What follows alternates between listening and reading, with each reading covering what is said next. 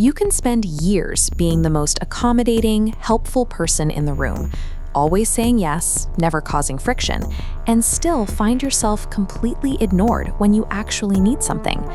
The reason this happens comes down to cognitive energy.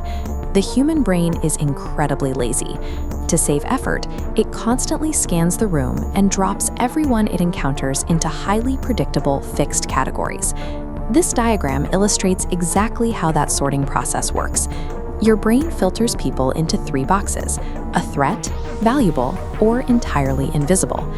By always agreeing to keep the peace, you train people to place you in that 3rd box. Your predictability means you are safe to ignore, and your presence fades out. You don't need to change your core personality or suddenly become hostile to break out of this box. You only need to change the subconscious cues you transmit. Respect does not function as a reward for good behavior. It operates as an automatic, psychological reaction to a specific set of social signals. The easiest place to start rewiring those signals is your mouth. We have to strip away the micro-verbal habits that actively undermine you, starting with the over-apology. When you say sorry for walking past someone, or sorry for having an opinion, you teach the room that you believe you are in the way. You frame your very existence as an imposition.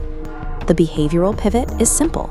Replace defensive apologies with authoritative gratitude. Stop saying, "Sorry, I'm late," and start saying, "Thanks for waiting." The second verbal adjustment requires doing nothing at all. Most people are terrified of dead air, so they ramble nervously to fill any quiet space. When someone asks you a question, count to 2 before opening your mouth. Rushing to answer broadcasts a desperate need for the listener's approval. Taking a deliberate pause shifts the power dynamics, signaling that your words operate entirely on your schedule. Mastering these 2 habits transforms your verbal footprint. You stop sounding like someone begging for a fraction of space and start sounding like someone who inherently owns the room. Once you control your words, the next escalation targets your physical time and how you react to interruptions. Nothing kills your perceived value faster than highly submissive physical reactions, like instantly dropping your work the second a notification chimes, or physically jolting to attention when someone calls your name. Instead, implement a task completion delay. If someone calls for you, finish writing your current sentence, or finish reading your paragraph before you look up to acknowledge them. This tiny delay sends a powerful subconscious message. It proves to the room that the action you are currently engaged in holds independent value. The same logic applies when you enter a new space.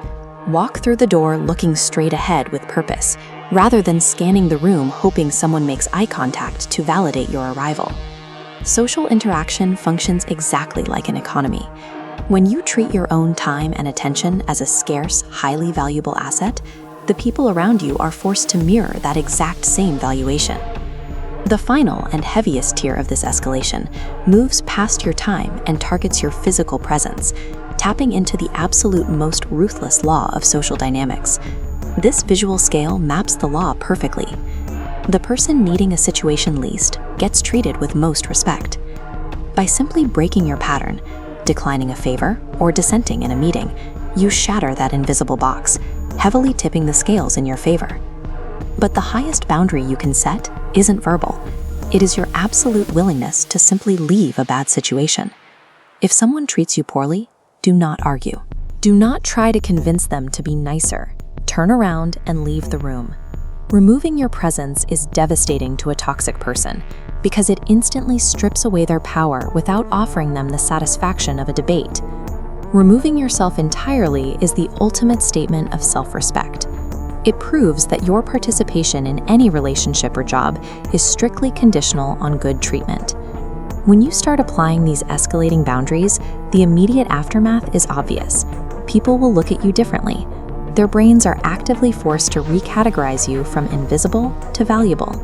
But there is a catch. Changing the rules of your engagement will cause real social friction.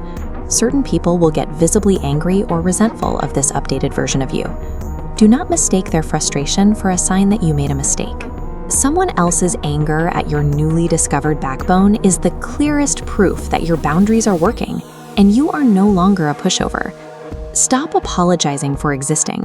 Put a strict delay on your responses to protect your time, and always maintain the willingness to walk away from disrespect. You cannot wait around hoping the world will eventually decide to respect you. You have to actively dictate your worth, step by step, through your own unyielding behavior. If learning the actual mechanics of human psychology helps you navigate your daily life, hit the subscribe and like buttons below. Now go out there and stop letting people walk all over you.